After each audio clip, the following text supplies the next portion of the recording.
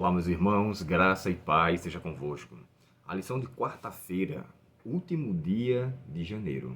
Irmãos, nem parece que o ano já começou, mal começou, e nós já estamos aí no último dia do ano, no último dia do mês do ano. E esse título aqui é bastante, como é que eu posso dizer assim, intrigante, porque ele dá uma possibilidade, uma pergunta, né, que a promessa de Deus tivera falhado. Aqui a pergunta é: falhou a sua promessa para sempre?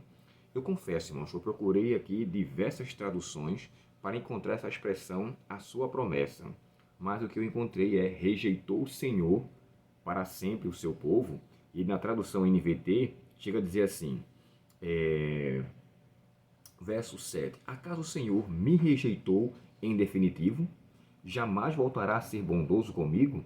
E na tradução, né, costumeiramente que nós temos, que é a tradução Almeida Revista Atualizada, diz assim: rejeita o Senhor para sempre? Acaso não torna a ser propício?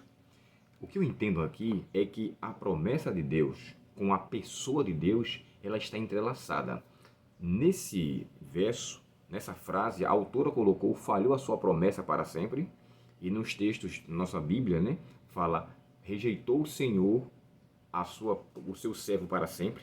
Ou seja, Deus por acaso deixou de agir ou deixou de atuar? Ele deixou a pessoa, na verdade, desamparada? É isso o contexto. O que eu aprendo aqui é que a promessa de Deus, ela é tão fiel quanto o próprio Deus. Quer seja mencionado a expressão promessa de Deus, ou falhou sua promessa para sempre, ou rejeitou Deus ao seu servo para sempre, acaso ele não será propício, não voltará a si a ajudá-lo? Eu vejo o seguinte: assim como fala assim, Deus é santo, justo e bom, a sua lei é santa, justa e boa. As características da pessoa de Deus, ela tem a mesma importância e o grau de significação quanto as suas promessas. Era como se Deus deixasse de cumprir aquilo que ele fizesse, isso comprometesse a sua personalidade. E de fato é verdade. Quando a gente vai para o capítulo 34 de Êxodo, a gente vê Deus descrevendo para Moisés quem ele é: bondoso, misericordioso, tardio em iras. E quando você vai para os frutos, o fruto do Espírito e as obras da carne, você vai ver aquilo que Deus é com aquilo que ele tem. Então aquilo faz parte de sua natureza. A promessa de Deus nunca será de fato revogada. A promessa de Deus tem a ver com o próprio Deus. Então, quando eu observo essa expressão, falhou o Senhor ou falhou sua promessa para sempre, nunca. O Salmo 119, e eu quero confirmar para vocês, hoje eu vou fazer um estudo bem curto, e embora estejamos baseados aqui tão somente no capítulo 77, olha o que diz o Salmo 119 e o verso 140. Na NVT diz assim: tua promessa foi plenamente comprovada. Por isso o teu servo tanto a ama. A promessa de Deus nunca deixará de ser cumprida. Agora, diante da condição que o salmista se encontra, nesse capítulo 77, a gente vê, irmãos, elementos de que ele perde o seu sono, ele passa a noite em uma situação onde ele não vê resposta, ele está angustiado. E a autora colocou aqui pelo menos 3 personagens que, a princípio, poderiam ser chamados de pessoas ímpias, mas Deus não deixou de falar com elas. O texto que foi colocado aqui, Gênesis 41, Faraó, naquele sonho que ele teve, e Deus deu o sonho por 2 vezes, tanto que José, quando vai dar uma descrição, né, dar um significado, uma explicação daquele sonho, fala assim: olha, o sonho foram 2, porque o que o Senhor tem a fazer, ele vai fazer depressa, ou seja, ele vai fazer rápido. Era uma pessoa que não tinha relação com Deus, mas Deus revelou os seus segredos para ele. Faraó. Depois, Assuero, no capítulo 6 e o verso 1, onde ele também perdeu a noite de sono diante da situação que Amã tinha tramado e o que estava passando ali na corte, com o povo de Suzã, no período do seu reinado. Mais adiante a gente encontra Nabucodonosor, outro rei ímpio, que posteriormente tenha se convertido. Eu estou falando aqui de personagens que não tinham relação com a pessoa de Deus, mas através da bondade de Deus, daquilo que Deus é, ele revelou para ele o que ele tinha para trazê-lo.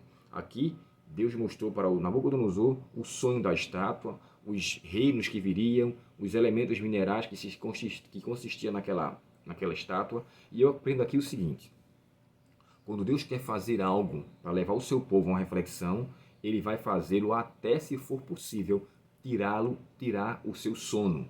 E isso ele faz com um propósito salvífico. Eu passei por um momento uma vez, irmãos, quando eu não consegui dormir. É terrível. A mente estava assolada, eu tentava descansar, abria textos na Bíblia que pudessem me trazer conforto e eu não conseguia encontrar paz. Eu saí de onde eu estava, fui lá para fora, olhei para o céu e conversei com Deus. Senhor, não sei por que isso. Eu estou com sono, mas a minha mente está perturbada. O que quer que seja que o Senhor venha fazer para comigo, me ajuda a aceitar a tua vontade, mas de uma maneira que eu não desonre a tua presença. A minha oração foi essa, voltei ao quarto, fiquei ali e foi difícil. Fui para a sala, saí de um canto para outro e para descansar não foi fácil. Mas a promessa de Deus, que está relatada no Salmos 3, em paz me deito e logo pego no sono, porque o Senhor me faz repousar seguro ou descansar seguro, ela foi real. Em seguida, eu descansei depois. Mas sabe, a promessa de Deus não falha. O salmista estava angustiado, temeroso pela condição da qual ele se encontrava, mas ele depois reafirma a sua confiança em Deus e continua esperando em sua promessa. Assim deve ser conosco também. Por mais difícil que seja a situação, o esperar em Deus é sempre a melhor resposta. É sempre a melhor forma de resolver as coisas. Então, eu apelo aqui a você que guarde em seu coração. As promessas de Deus nunca falham. É como diz alguém, né? O Senhor retarda, o Senhor tarda, mas não falha. Na verdade, Deus não tarda. Deus age no tempo exato. A gente é que é ansioso, que é inquieto, que quer as coisas no tempo que nós queremos. Mas Deus faz no seu devido tempo. E assim sendo, estamos seguros com Ele. Oremos ao Senhor nesse momento. Querido Pai Celestial, obrigado pela certeza de que o Senhor nunca falha e o Senhor não rejeita o seu servo, os seus servos. E o que quer que seja que viemos a passar, estejamos juntos, confiando na Tua promessa, acreditando nas Tuas palavras, porque elas são fiéis e verdadeiras. Dá-nos fé, Senhor, para sabermos esperar em Ti. Perdoa nossos pecados, permanece conosco e nos dá um dia em Tua presença, te pedimos por Jesus. Amém. Deus te abençoe, um ótimo dia na presença do nosso Pai Celestial. E quando você assistir, por favor, curta nossos vídeos, compartilhe, mas de forma especial, curta. Curtindo, o YouTube vai entender que esse vídeo ele é relevante e vai então passar para outras pessoas. Deus te abençoe, um ótimo dia e até o próximo estudo, se Deus quiser. Até logo.